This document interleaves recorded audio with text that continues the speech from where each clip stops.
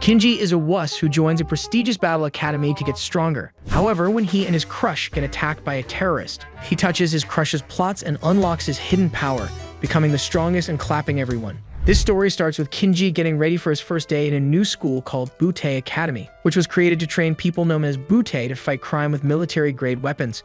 As Kinji rides his bike to campus, he sees a machine gun following him on a scooter. He then hears a voice telling him to keep riding at top speed because a bomb attached to his bike will explode if he stops or slows down.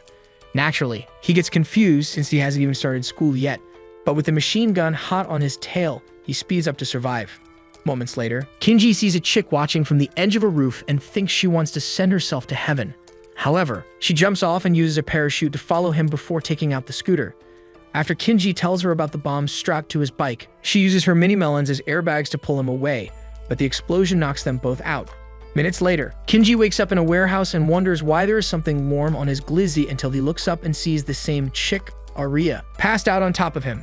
To make matters worse, he can see her fun-sized milkers and almost wakes her up with his meat saber. The next moment, Aria wakes up and attacks because she thinks he was trying to give her back shots while she was unconscious. Before Kinji can explain himself, a bunch of scooters loaded with machine guns pull up and start blasting, so they both hide in the bulletproof crate. After telling Kinji to stay put, Aria loads up her Glocks and continues shooting back at the scooters until they retreat. She then tells Kinji that they will be back, but all of a sudden, Kinji goes from helpless wimp to overconfident RIZZ lord. He casually picks Aria up in his arms and tells her not to worry about anything else. After he takes her guns, the machine guns return for a second round, but as they release the first round of bullets, Kinji calmly dodges like Walmart Neo and shoots right into each of the guns, causing them all to explode. Seeing this makes Aria feel hot and heavy down there, but she hides her desire for his personal Glock by accusing him of playing with her melons. After Kinji gives her his belt like a true RIZZ god, she gets frustrated and decides to throw hands, but Kinji calmly evades and grabs her mags before she tries to load up her guns. She still decides to attack and pulls out her swords, only to trip over her own bullets and smack her budget-friendly cakes on the hard floor. After leaving her to pick up what's left of her self-respect, Kinji explains his special power called the Hysteria Mode, an ability that was genetically passed down to him and only activates when he is around 10/10 shotties. It boosts his confidence and weapon skills to the point where he basically becomes the reincarnation of John Wick. However, it also makes him an overconfident RIZZ demon, which usually leaves him feeling embarrassed when he returns to his senses. Later, Kinji gets to class and sees Little Mess Mini Melons already waiting for him. She then takes the seat next to him and says she actually transferred into the academy to watch him. After she returns his belt, everyone in class ships them and says Kinji must have already cracked since she had his belt. The next moment, Aria starts blasting and promises to blow their heads off if they ever accuse her of throwing it back for Kinji. Later that day, Kinji is at his place trying to figure out why he was targeted, when some obnoxious lunatic starts ringing his doorbell. The next moment, he sees Aria, who then forces her way in with her stuff and orders him to become her slave. Minutes later, she orders him to make coffee and also food, but Kinji barely understands what on earth is happening and asks what she meant by becoming her slave. Aria then explains that he will be joining her assault party to take on missions. Kinji immediately refuses and says that he hates assault parties before also revealing that he plans to quit being a Butte. At this, Aria calls him a spineless wimp, and when he insists that he can't do it, she ignores him to explain his position when they start going on combat missions. She then points to her box and says she won't be going anywhere until he agrees to join her party. Kinji once again tries to refuse, only to get kicked out of his own place. Eventually, he decides to man up and sneaks back into the room, but then he sees that Aria just hopped into the shower.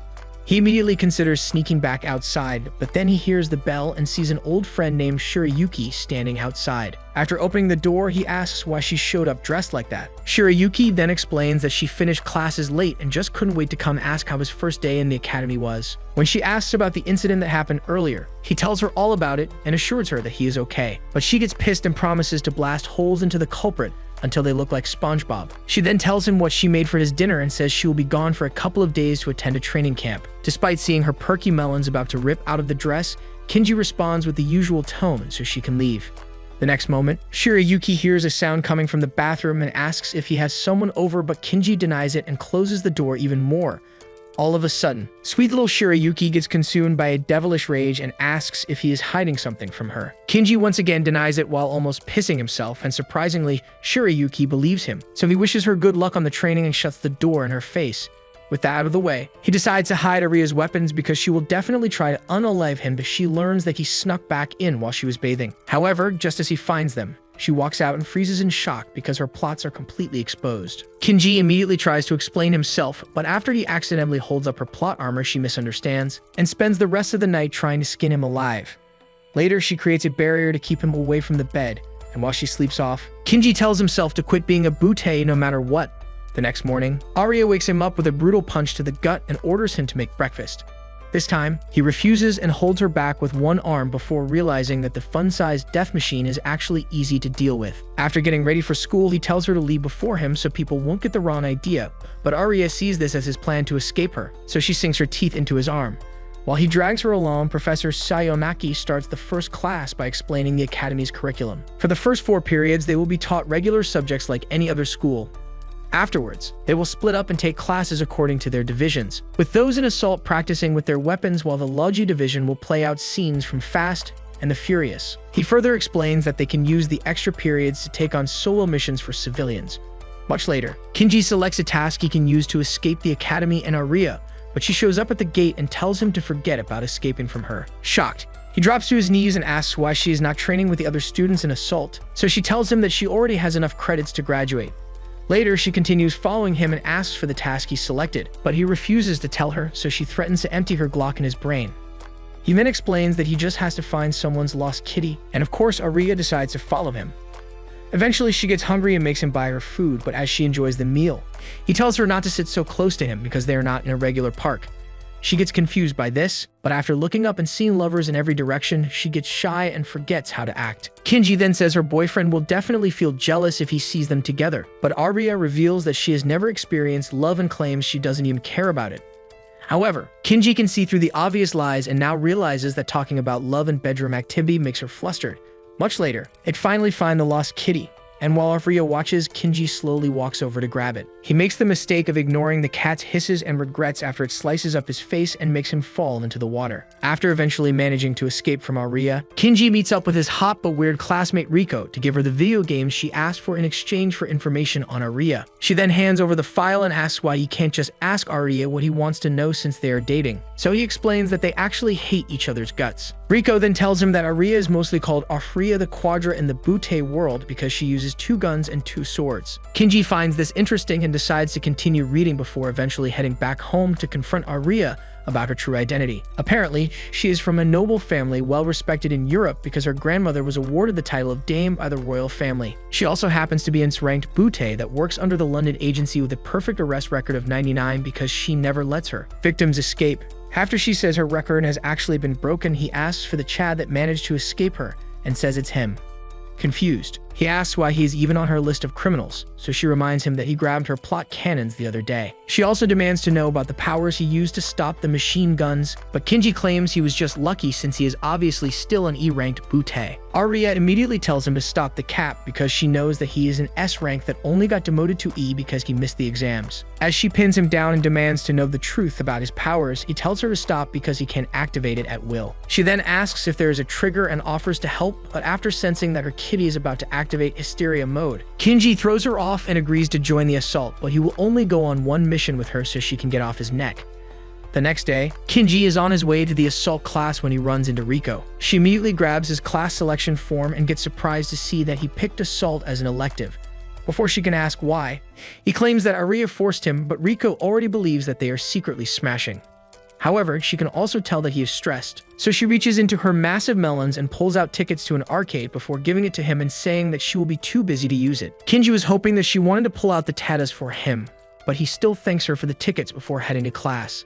On getting there, he sees a bunch of his old classmates who are happy that he is coming back to entertain them. After saying that he has no intention of becoming their stand-up comedian again, he regrets his decision to come back.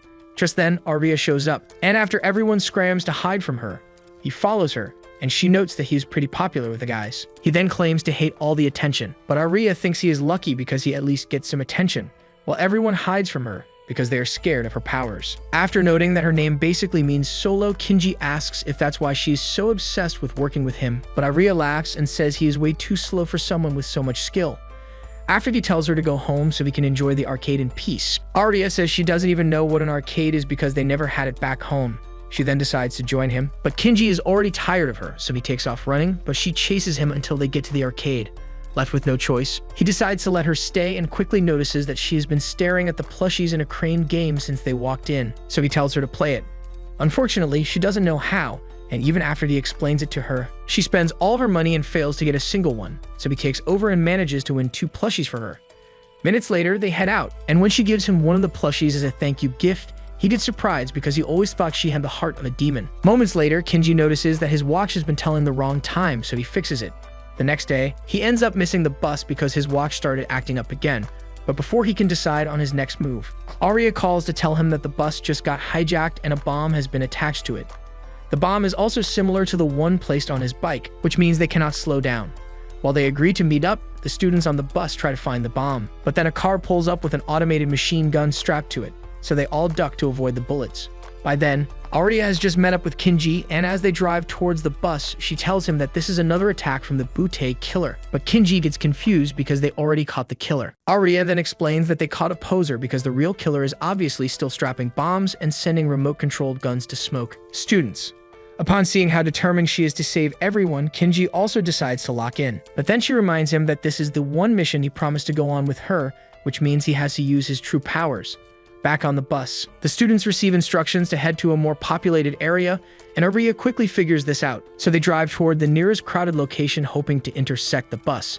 When Kinji says he is not as strong as she thinks, she promises to protect him but still expects to see some of that Neo-level skills he used the other day. By then, the bus has just entered a tunnel, so the students decide to shoot at the car so they can defuse the bomb before it reaches civilians. However, the moment they get up to shoot, the gun's heat sensors go off, so it immediately unleashes a barrage of bullets that knocks everyone down and leaves them in immense pain. While they are lucky enough to stay conscious thanks to their bulletproof uniforms, the bus driver gets knocked out cold. As the bus begins to veer off course, one of the guys takes over the wheel, but the gun picks up his heat signature and aims for his head. Thankfully, Aria shows up with Kinji and takes out the car's tires until it loses control and crashes. With the bomb still active, Aria jumps in with Kinji to defuse it, but while she searches for it, Kinji learns that the bus is leaking fuel, and they need to keep moving to stay alive. Thankfully, Aria finds the bomb, so Kinji tries to help, but she recognizes the bomb's makeup and says she can defuse it on her own. Just then, Kinji learns from a friend named Shiranu that there is a sensor somewhere on the bus. He then leaves Aria to handle the bomb while he looks for the sensor, but she quickly realizes that her arms are too short to reach the bomb. By then, Kinji has just found the sensor, but after he pulls it out, a second car pulls up with a machine gun strapped to it. As it shoots at Kinji, Aria jumps in front of him and takes the hit before shooting the car down. While she passes out in Kinji's arms, the bus exits the tunnel, and Kinji sees a sniper named Reki following them in a chopper. After successfully aiming at the bomb, she manages to get the perfect shot that dislodges it, causing the explosion to go off in the water. Much later, Kinji shows up at the hospital to see Aria, but then he runs into Reki and asks how she knows Aria. Reki then explains that she is a client who called ahead of the mission to ask for help. She also notes that Aria was pretty confident about completing the mission since he was going to be with her.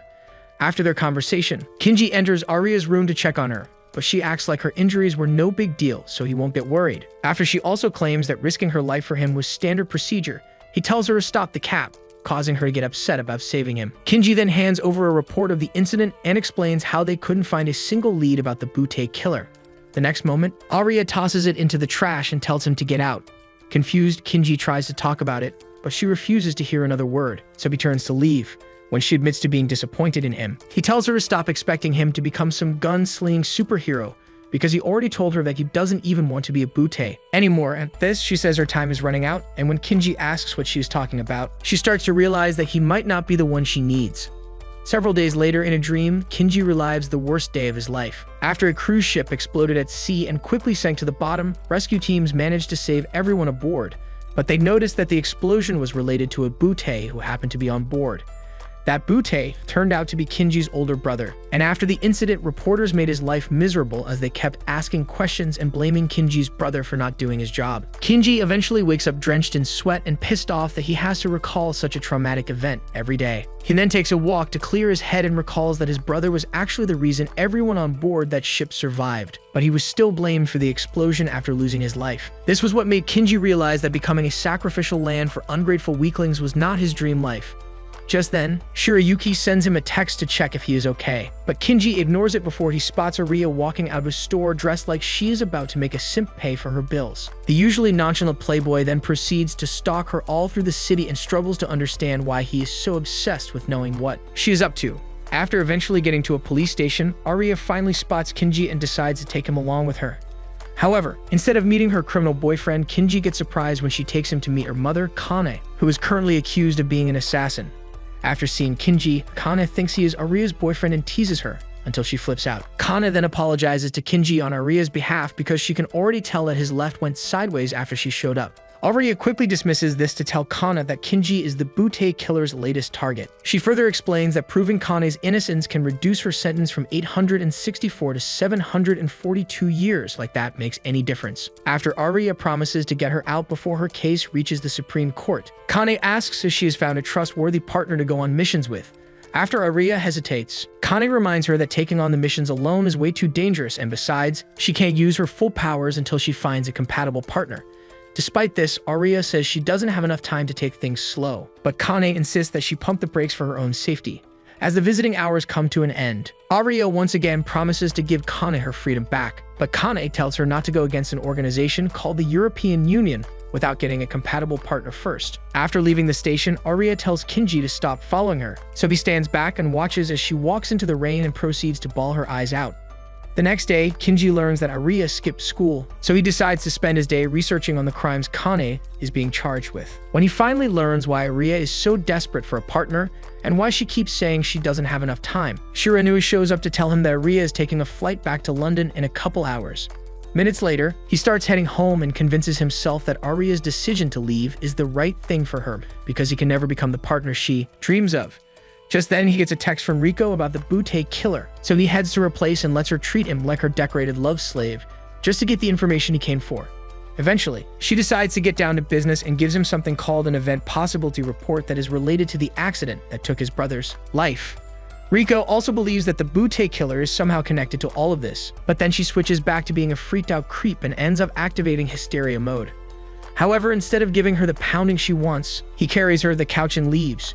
Minutes later, he is at the airport rushing to get on Ariya's flight because he thinks she is in danger. Thanks to being a Butte, he successfully gets past security and enters the plane. But when he tells the hostess to ground the plane, she says it won't be possible due to standard airport regulations. Left with no choice, Kinji quickly finds Ariya right before the plane takes off, and when she demands to know why he is here, he reminds her that their agreement was for him to take on one mission with her. Since they never figured out who the Butte killer is, their partnership is technically still valid, but Ariya doesn't want to hear another word because she is already convinced that he is not the one she wants. As she continues acting like she can handle anything on her own, a loud thunder strike reveals the inner wimp she's been hiding behind all that big talk.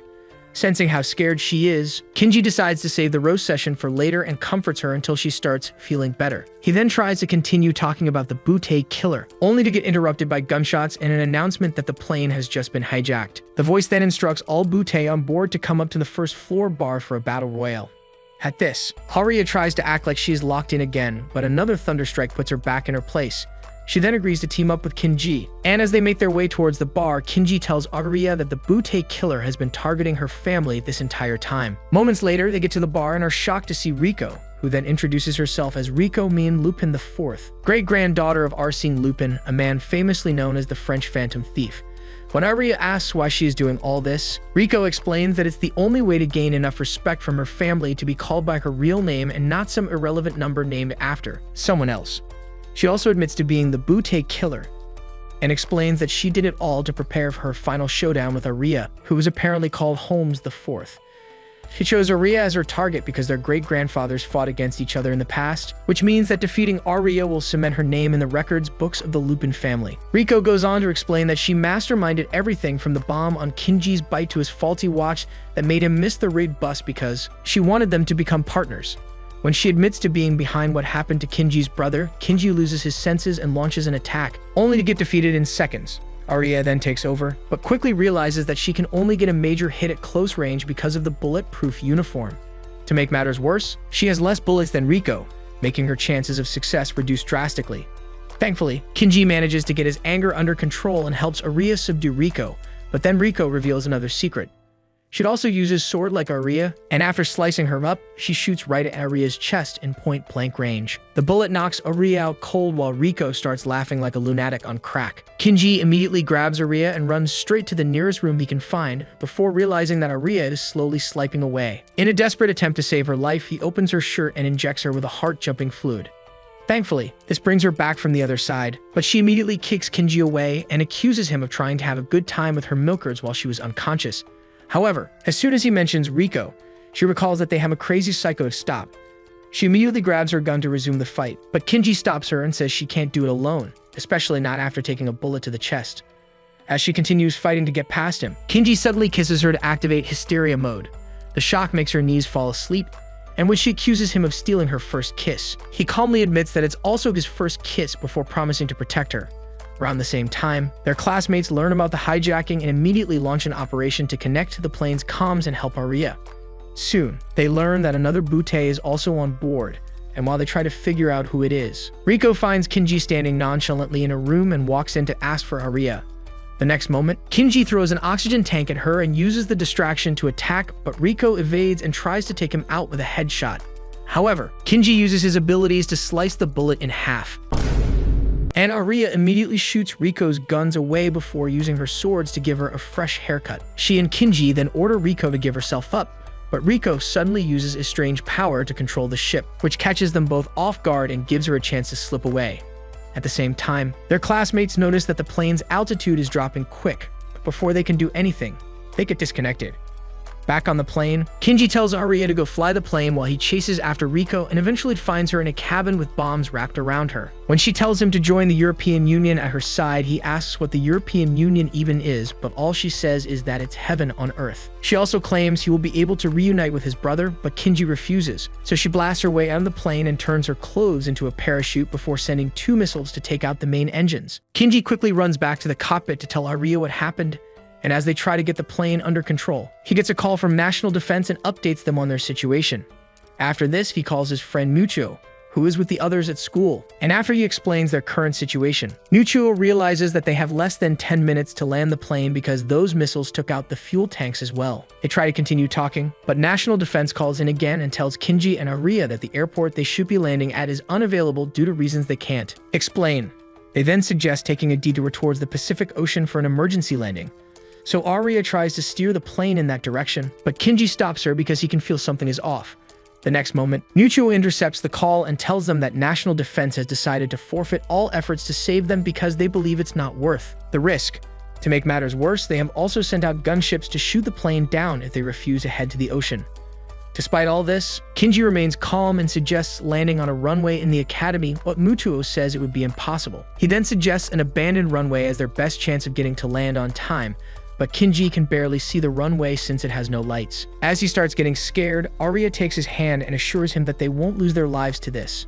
Moments later, they get close to the runway and get surprised to see lights showing them a path to land on. With help from Mucho, they manage to stick the landing without losing anyone.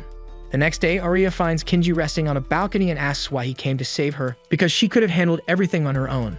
All of a sudden, she accepts that she would have never survived without him and says this is why she needs a partner, so she will be leaving to find one. When she asks him to be her partner one last time, Kinji refuses again, so she heads straight to the helipad with a broken heart.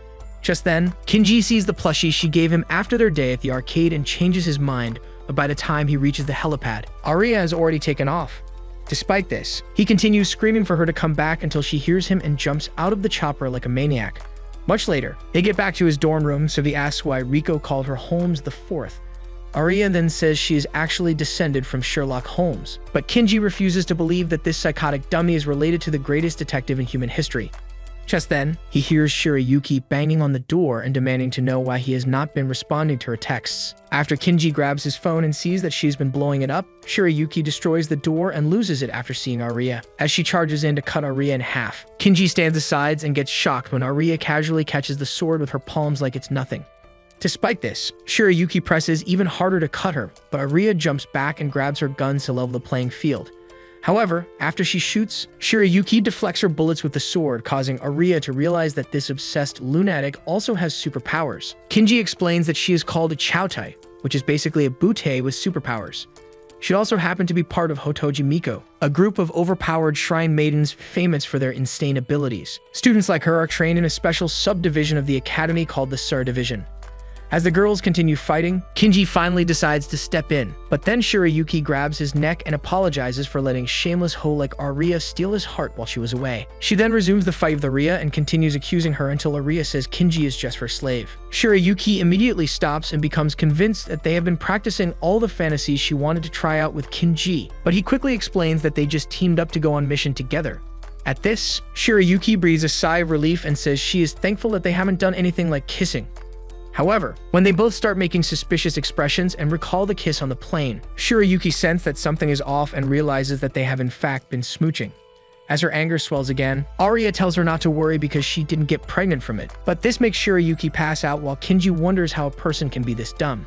The next day, Kinji tries to talk to Shirayuki about everything, but she decides to stop acting like a simp for once and ignores him. Minutes later in class, the teacher tells them about an upcoming festival where the academy gives the general public access to its facilities. While he explains further, Mucho asks Kinji if he plans to do anything for the festival, but Koinji says he can't really do anything because of his low rank. Mucho then suggests working some of the stands, so Kinji tries to ask Aria only to see that she has been reading about the art of making babies. The next moment, she smacks Kinji on the face because she just realized what his third leg is used for. Much later, he gets surprised to see Aria in a cheerleader's outfit, and after saying that it's for the festival, she also claims to have been researching on his powers. However, after she says it's triggered whenever he is danger, Kinji realizes that she is still as dumb as ever because it's simply a condition that was passed down to him. She then decides to start forcing him into stressful situations through intense training with the hope that this will activate his abilities. Minutes later, Kinji tries to lock in and get it over with, but the wannabe cheerleader continues flashing her buns in his face until he gives up. The next morning, Kinji is on his way to class when Aria attacks him and says the training was pointless because he should have been able to use his powers. As he tries to explain that it's not that simple, they hear a teacher calling for Shirayuki over the comm system, and Aria immediately drags Kinji along so they can spy on Shirayuki. Moments later, they climb into the vents leading to the teacher's office, and Aria explains that Shirayuki has been trying to smoke her ever since the other night. By the time they get to the office, Miss Yumeko is asking Shirayuki if her grades drop because she is worried about a criminal named Durandal who allegedly targets chowde like her. After saying that Durandal is just a myth, Shirayuki admits that she has just been distracted lately, but Yumeko insists that she needs a bodyguard, especially now that outsiders are about to come into the academy. Shirayuki refuses, saying that she won't be able to take care of Kinji with a bodyguard following her around. At this, Aria bursts out of the vents and offers to be her bodyguard for no charge at all, but Shirayuki says no again. Aria then threatens to blow Kinji's brain wide open if she refuses, so Shirayuki reluctantly accepts, but only on the condition that she gets to move in with Kinji and he will also be her bodyguard. Later on, Aria tells Kinji that capturing Durandal will help reduce Connie's sentence to 635 years, but Kinji doesn't even believe that Durandal even exists. After Aria threatens to end his own existence, they hear something breaking in the other room, so Kinji rushes over and sees Shirayuki trying to pick up the pieces of his super important syrup he uses. She immediately apologizes, but he tells her not to worry since he can always get another one. On the other hand, Aria sees them acting like lovers and struggles to control her rage. As the days go on, she starts clashing with Shirayuki over the most meaningless stuff just to prove that she is what Kinji needs. Eventually, Shirayuki complains to Kinji about this and admits to being scared that Aria will make them separate, but Kinji reminds her that Aria is just a partner while she has been his best friend since they were little. This causes Shirayuki to take a trip down memory lane to the day Kinji took her away from She Shrine so she could get her first taste of the outside world. That day felt like a Disney move for Shirayuki because there was also a festival happening and she got to watch the fireworks with Kinji. When they eventually got back, Kinji got yelled at for taking her away, but he kept coming back to spend time with her, which explains why she's so obsessed with him. Much later, they get back to the dorm, and while Kinji prepares for a shower, Shirayuki suddenly gets a call from him and rushes into the bathroom, thinking he needs help. After he says you didn't call her, she realizes her mistake and apologizes, but he says it's no big deal. However, after also noticing that he doesn't have a shirt on, she decides to take her off as well so they can get even. Yeah, boy. Kinji immediately tries to stop her, but as he grabs her from behind, Aria walks in and thinks they are about to smash, so she pulls out her Glocks and starts blasting like a maniac until Kinji jumps into the ocean. While they both continue fighting, he decides to risk his health because it's way better than try and get in between them. The next morning, he ends up with a nasty fever, so Aria leaves a fresh bottle of syrup on his bed before heading out. After he eventually wakes up, Shirayuki rushes over to check on him and apologizes for what happened, but he tells her not to worry about it and thanks her for the syrup. She gets confused, but decides to let him think it was her gift, instead of coming clean.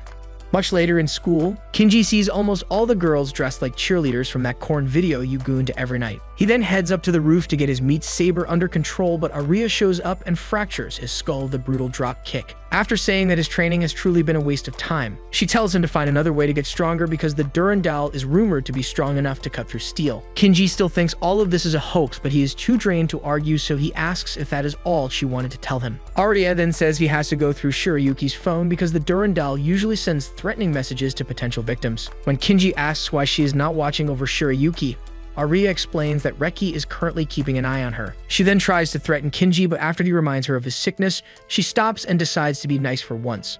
However, Kinji says it's no big deal since Shirayuki's syrup actually made him feel better. Aria gets shocked by this since she was the one who bought the syrup, but instead of just saying that, she tells Kinji to go marry Shirayuki since he can't stop talking about her. Kinji then tries to assure her that things between them are not that deep, but Aria refuses to listen and reminds him that she caught them trying to make clap in the bathroom. Kinji once again tries to explain what really happened, but when Aria asks for proof, he loses it and tells her to prove that Durandal actually exists. Suddenly, she pulls back, unsure of what to say, and simply explains that it's an instinct she can't shake off. Kinji then says she is simply too delusional to accept the truth because she is so obsessed with freeing Kane.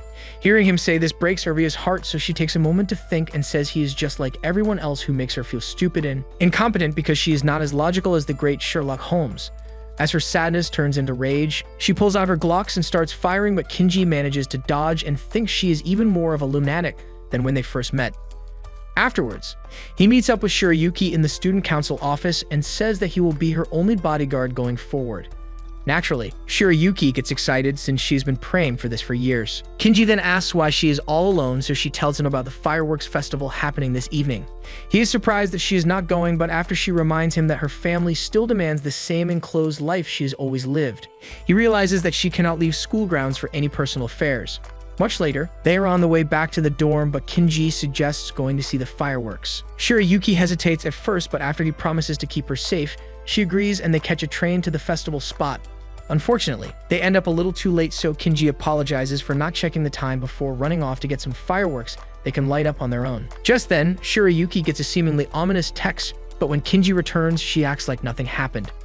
After they finish with the fireworks, she suddenly says that Aria will steal his heart away, but Kinji says it will never happen. Shirayuki then insists that it is already happening and hugs him with tears in her eyes before thanking him for helping her experience the outside world. As Kinji tries to figure out what's come over her, she musters enough courage to ask for a kiss. However, just as he tries to kiss her, a group of students show up, so Shirayuki walks off to avoid becoming the latest gossip. The next day at school, Kinji continues watching over and soon starts to think this whole thing is pointless because he has not noticed a single suspicious person all week. When a student suddenly tells him that Muto needs help, he tells Shirayuki to stay put and leaves.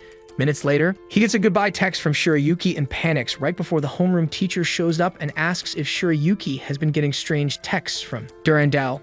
For the first time, Kinji fears that Durandal might actually be real, which would mean that Aria was right all along and he was just as stupid and proud to see it. As he continues panicking, Reiki calls him to explain where she last saw Shirayuki, but Kinji is still caught up in his feelings, so Reiki fires a shot to snap him out of it. While he races towards the warehouse Reiki mentioned, Shirayuki finally meets Durandal, who then promises to spare everyone in Butte High as long as she sticks to the deal and follows him to the European Union. Just then, Kinji sneaks into the facility and realizes that Shirayuki is in the explosive storage room, which means he can't shoot. He then decides to attack with his knives, only to get knocked down by Durandal. As he gets trapped by ice, Durandal grabs Shirayuki and tries to finish Kinji off, but Aria shows up just in time to save him and tells Durandal he is under arrest. Durandal asks if she thinks this little performance can stop him, but then Aria reveals that he has been playing into her trap this entire time. She learned a while back that he likes to attack his victims one after the other, and this is why she decided to stop being Shirayuki's bodyguard, to make him think she was out of the picture. Kinji gets surprised that she could think that far ahead, but after she frees him from the ice, Durandal drags Shirayuki into the darkness and floods the entire floor with water.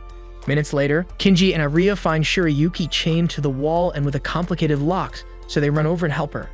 While doing so, Aria notices the water level rising and gets nervous.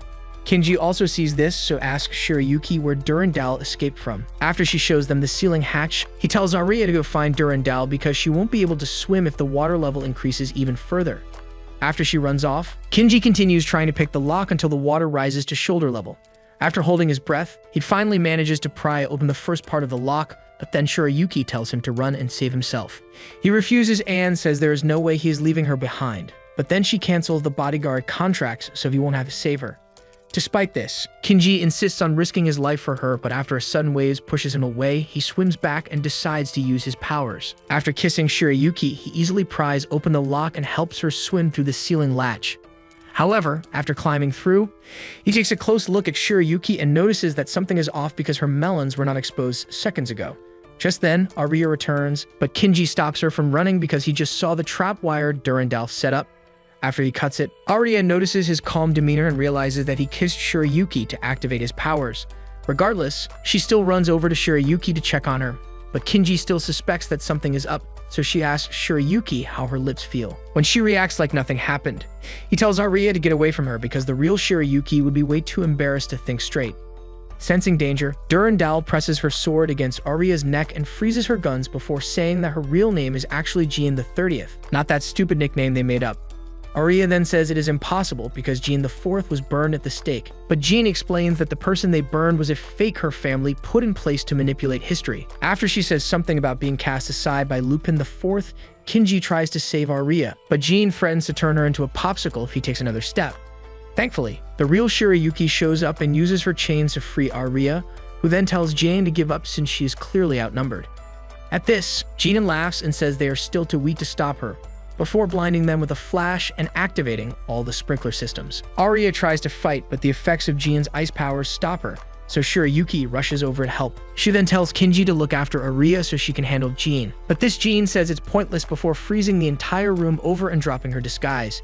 Seeing the determined look on Shirayuki's face, she says it's pointless to fight because her little shrine training has stopped her from attaining true strength that can only be achieved at European Union. Shirayuki then responds that she is not like the other maidens and tells Kinji that things might change between them after she makes his next move. Kinji insists that she will always be the same Shirayuki to him, so she proceeds to use the Hotoji forbidden arts to cover her sword in flames before revealing that her real name is Scarlet the Miko. While she attacks Gianna with an insane level of speed and skill, Kinji takes the opportunity to apologize to Aria for not believing in her. For once, she decides to forgive him without making a scene.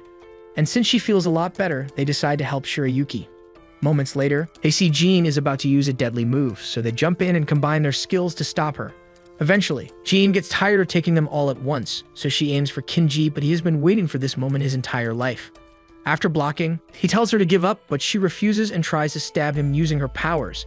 Shirayuki immediately shatters the ice, and they finally manage to put her in cuffs. Days later, they all take a breather in the dorm, but then Shirayuki decides to come clean about the syrup. Kinji gets surprised to hear that Aria did something nice for once, and instead of attacking Shirayuki like always, Aria gives her permission to join the team as her slave. However, Shirayuki only wants to be Kinji's slave so he can use her like that special sock in your dresser. Despite this, Aria gives her a key to his room, but when she says they can't smash, Shirayuki tells her about the kiss to prove that she will definitely ride Kinji's pogo stick soon. This finally makes Aria snap, and Kinji immediately dives back into the water to avoid their duel. The next day, Kinji is outside the girls' dorm, wondering why Aria suddenly called him to her room. The next moment, she comes out and acts upset before dragging him inside and asking for which cosplay outfit he likes best. Before he can respond, she throws him onto the bed and climbs his magic stick. As she smears her jugs in his face, Hysteria mode activates, but Kinji already knows that Aria can never be bold enough to pull this off, so he tells Riko to drop the act. After she rips off the costume, he asks why she is back, but she begs him to give her back shots first. Kinji resists this, so she admits that she came to steal him away from Aria and also promises to tell him everything about his brother if he agrees. Seeing that he is considering it, she offers to make his saber happy every night as well, but then Aria bursts in through the window and orders Riko to step away from her slave, while standing with her kitty right above his face. She demands to know what Riko was just doing, but Riko says she would not be able to understand because midgets with flat board chests can't make. Kinji excited like she does. At this, Aria loses it and tries to attack, but Riko stuns her with a flashbang.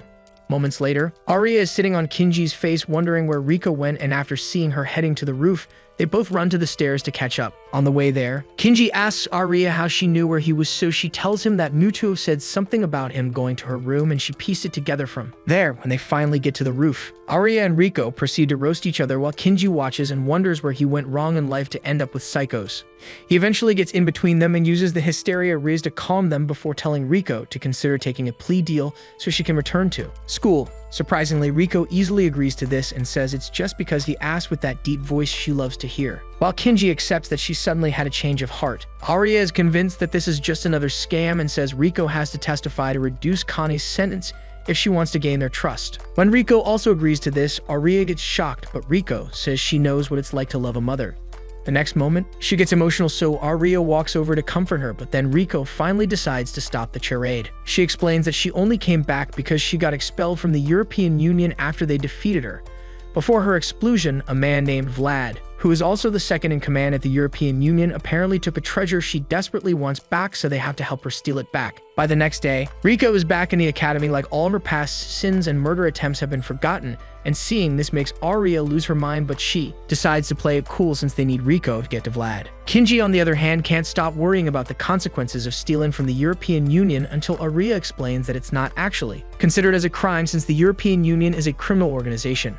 However, Kinji still has doubts, so he asks what this European Union place is all about, but Aria tells him to mind his business and says he doesn't need to know every detail. Later on, Aria gets pissed again, but this time it's because Kinji easily agreed to help Riko. When she asks why, he tells her to mind her business, to make her feel the same way he felt earlier, but Aria barely notices because she has been trying to figure out why he was in Riko's room feasting on her milk jugs. When she confronts him about it, he decides to keep the truth to himself so she won't think he actually went there to see her, not Riko.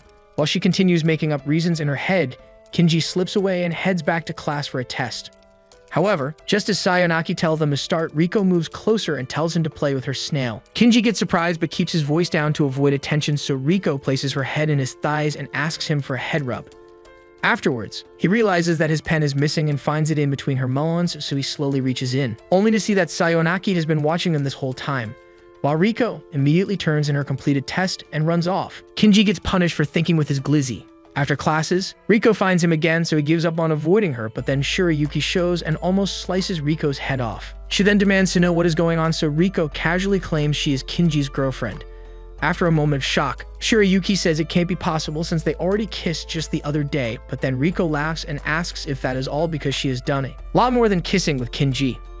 Shirayuki then decides to send her up to heaven for the disrespect, but Riko evades her attack and reveals her unholy garments before escaping. Shirayuki collapses from the embarrassment and sprains her ankle, so Kinji carries her to the infirmary, only to see that the nurse is not around. Using this opportunity, Shirayuki melts the door handle to make sure he can't escape. She then grabs his phone and runs into the bed so he can join her for a special kind of treatment. Kinji knows this and tries to avoid her kitty by making small talk, but then Shirayuki decides to use the conveniently busted heater to her advantage. After jumping under the sheets, she tosses her clothes and tells him to join her so they can keep each other warm, but Kinji knows she wants to feel a special kind of warmth, so he tells her to keep her eyes closed and quickly escapes through the window. The next day, Aria and Kinji meet Riko at a cafe to discuss how they can get her treasure back from Vlad. After she shows them pictures of his mansion and says they basically have to infiltrate it as a team, Kinji gets suspicious and asks why she can't just sneak into the mansion alone, since she already knows so much about it. Riko then explains that her treasure is actually kept in an underground facility and she doesn't have enough data to know if one person can pull it off, which is why she decided to enlist them.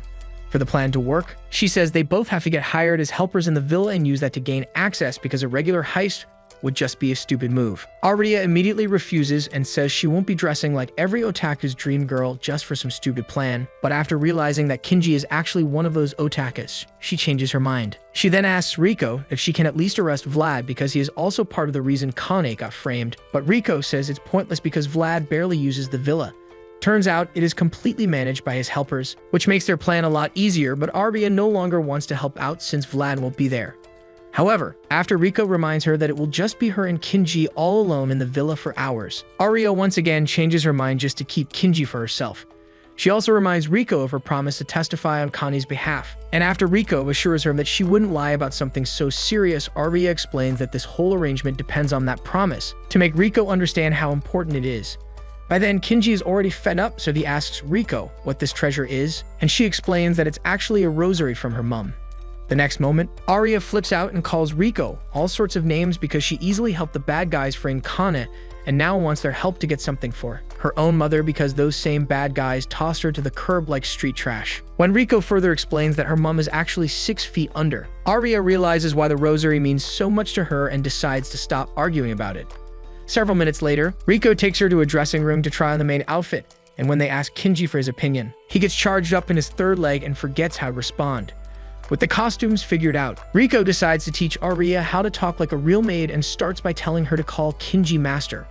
Unfortunately, the inexperienced midget has never done this before, so her brain starts to glitch as she tries to say the words. Hours later, she's in class, reciting the magic words like an overworked android while Kinji worries if she is actually okay. Riko then tells him to come see her later on because he also needs some special training. Much later, he is on his way there when, all of a sudden, Jean shows up. Naturally, Kinji expects that she wants another round of beating, so he prepares himself, but she tells him to relax because she just joined the academy as a transfer student. Despite being surprised by this, Kinji decides to walk away and avoid any more drama, but then Jean says she already knows about their plan to infiltrate Vlad's villa. Kinji immediately stops in his tracks, so Jean explains that Riko was actually captured after her parents joined the ancestors in heaven. The man who captured her claimed he was a relative and refused to give her freedom, regardless of the number of times she tried to escape. At some point, he told her that the only way to gain her freedom was by defeating a powerful member of the Lupin family, which was why she went after Arya. After listening to all this, Kinji asks Jean why she is suddenly acting like a reasonable person. So Jean explains that Vlad is a common enemy they all have to take down together. Kinji decides to ignore this since it barely has anything to do with him. But then Jean pulls up a sketch of Vlad to show him just how dangerous the dude is. She further explains that the only way to win is to attack all 4 of Vlad's weak points at once. But Kinji wants to take his time and think about all this first, so he heads to the infirmary to see Riko. Once there, he sees a bunch of girls also coming towards the infirmary, so he hides in the locker and sees Mucho, a truly shameless gooner like you, who hides all the time to watch the ladies change for their checkups, while Kinji is still trying to understand what is happening. Riko sends a text asking if seeing so many cakes has activated hysteria mode, but Kinji barely feels anything. She then threatens to expose him if he doesn't pay attention and spot the color of her holy garments. He easily pulls this off without activating hysteria mode, but then Arya walks in and starts changing as well. Surprisingly, this is all Kinji needed to activate hysteria mode. Moments later, Sayonaki shows up, and the girls immediately huddle around him to beg for attention, causing Kinji to think he is finally safe. However, Reki suddenly swings the locker open and exposes them. But before they can react, a wolf crashes in and starts attacking anyone it sees, so Kinji immediately swings into action while the others scramble for safety. After it escapes through the window, Kinji grabs Mutuo's bike to chase after it, but Reki climbs on as well and says he can't stop it alone. Minutes later, they see it entering an incomplete building, so Kinji prepares for a fierce battle while Reki explains that she might have to unalive it since she doesn't have any tranquilizers to put it to sleep. As she finds a good spot to shoot from, Kinji attacks the wolf and almost gets overpowered, but then Reki fires what looks like a warning shot.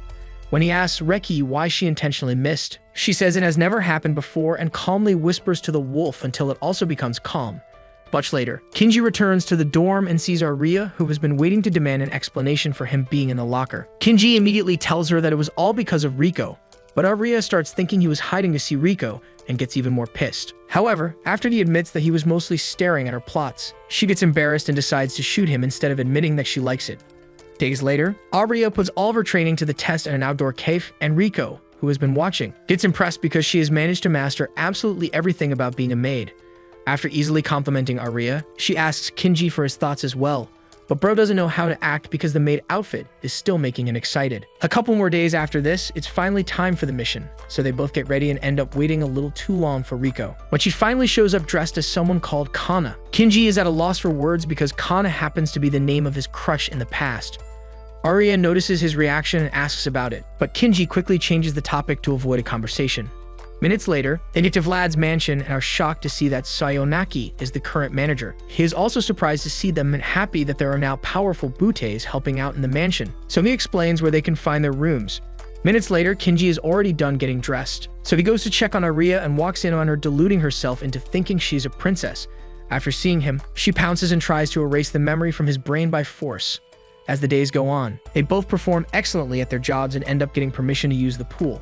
However, Kinji soon realizes that it was a bad idea because he can't stop looking at Arya's buns. Before she can notice, he drops the drawing Jean used to describe Vlad's weakness, and Arya, who still doesn't know about it, starts laughing at Kinji for having bad art skills. After he explains what the drawing really is, a thunderstorm triggers Aria's fears, so she clings to him while he assures her that everything will be okay. Hours later, Riko summons both of them to discuss the plan, and Aria reveals that she already saw the rosary. However, since Sayonaki is always close to it, someone needs to keep him distracted long enough for Riko to steal it. This ends up becoming Aria's responsibility, so the next day, she tries to distract Sayonaki with small talk and realizes why almost every girl in school can't think straight when they are close to him. Much later, she meets up with Kinji and Riko to explain how secure the room is, but Riko doesn't care about all that, as she is determined to get the rosary back at all costs. She then decides to have Aria stick to distracting Sayonaki, since she seems to know him a little more than them. However, Kinji reminds Aria that they need at least 10 minutes to pull off the heist, so she needs to resist Sayonaki's charms and be the one rizzing him up. Riko agrees with this and says they might even need up to 15 minutes, but then Aria asks Kinji if he feels some type of way about her close relationship to Sayonaki. When he says it is none of her business, she gets emotional and almost blows his head off, but she controls herself and asks who Kana was to him. Kinji once again refuses to respond, so Aria decides to stop interrogating him so they can focus on the mission. The next day, it's finally time for the mission, so Aria takes Sayonaki out for a walk by the garden.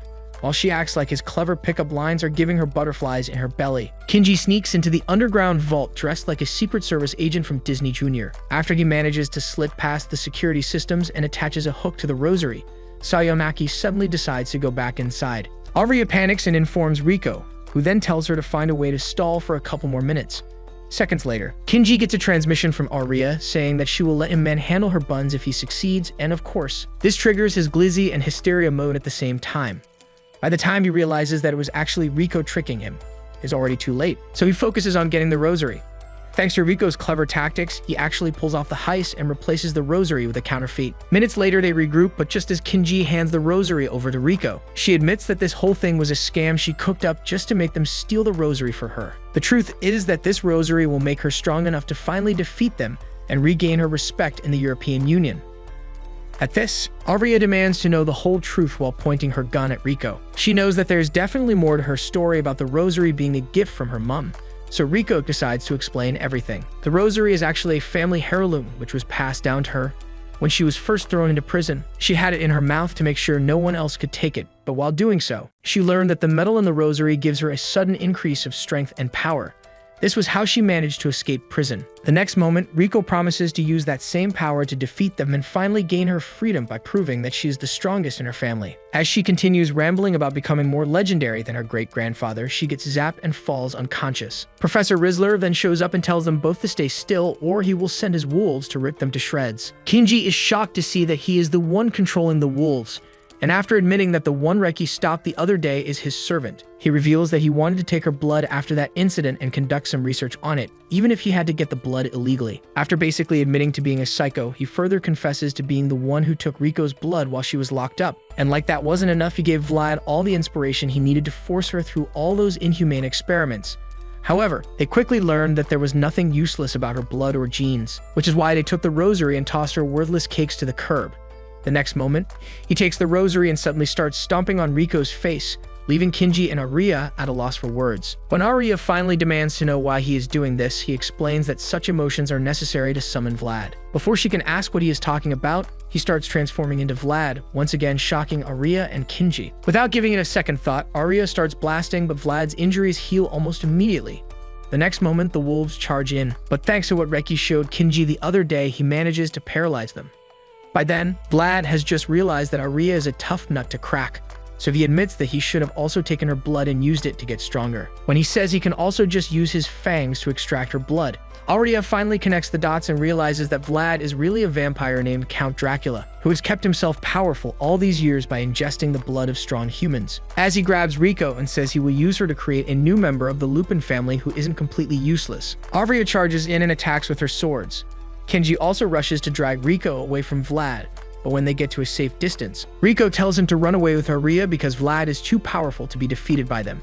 Despite this, Kinji refuses and says they have a chance to win before giving Riko the rosary and explaining how he stole it back from Vlad earlier. He then tells Riko that she doesn't have to help because he and Aria can definitely defeat an immortal vampire, all on their own. As he is about to leave, Riko tells him that Vlad's final weak point is the center of his chest, so Kinji runs back to the fight and tells Aria. After telling Riko to target Vlad's other weak points, Kinji attacks with Aria, but Vlad easily regenerates again and mocks them for thinking Riko could be useful. He then unleashes a powerful roar that forces them back and basically turns off hysteria mode, leaving Kinji a lot weaker than he already is. Despite this, Kinji continues firing until Vlad slams him off the building. Thankfully, Riko catches him and teases the idea of eloping together to escape this life, but Kinji refuses and says he would never leave Aria, especially not when she is putting her life on the line like this. As Riko continues fighting Vlad, Kinji recalls the feeling he had when he was still in hysteria mode and realizes that they still have a shot at winning if they land the attack together at the right time. By then, Aria is still giving her all to hold Vlad back, but then a crazy lightning strike leaves her paralyzed with fear. Vlad immediately tries to finish her off, but Riko saves her just in time and immediately starts teasing her as well. Seeing this triggers hysteria mode for Kinji again, so he tells them to aim for Vlad's weak points but wait until he gives them the order to attack. Aria gets a little skeptical and asks if he is sure this attack will work, but Kinji simply says she has to trust him. The next moment, Vlad charges in again, so they all fire their weapons and Kinji specifically targets his mouth. After his attack hits, Vlad drops, and Aria struggles to believe her eyes, so she asks Kinji how he knew that Vlad's weak point was his mouth. Kinji then explains that Vlad had been protecting his mouth in several points during the fight, which made no sense considering the fact that his regeneration is instantaneous. He quickly figured that whatever was in his mouth could not regenerate, so it had to be the weak point, since Vlad won't be rizzing up any other girls or drinking blood. Kinji tells Riko to celebrate her win since she actually managed to prove that she is not the Sakura of her family. As expected, Riko gets excited since this is all she has ever truly wanted, but then she decides to come clean to Aria and says they will never be close because she doesn't trust her. Aria is not even surprised to hear this and only cares about Riko testifying in court. The next moment, Riko takes off, leaving Aria confused and wondering if she will actually keep to her word. A couple of days after this, Kinji is out shopping with Aria when he sees someone in the distance who looks a lot like Kana. He tries to stop them, but Aria suddenly gets ecstatic and says her lawyer just called to inform her that Riko will be testifying. As she continues celebrating, Kinji notices that her melon wraps have slipped, so he tells her about it, like every gentleman would, only to receive slaps in return. What really happened to Kinji's brother? And will he give up Shirayuki's goth mummy cakes for Aria's flatboard chest? Comment part 2 to find out, leave a like if you enjoyed this video, and don't forget to turn on post notifications for our next recap.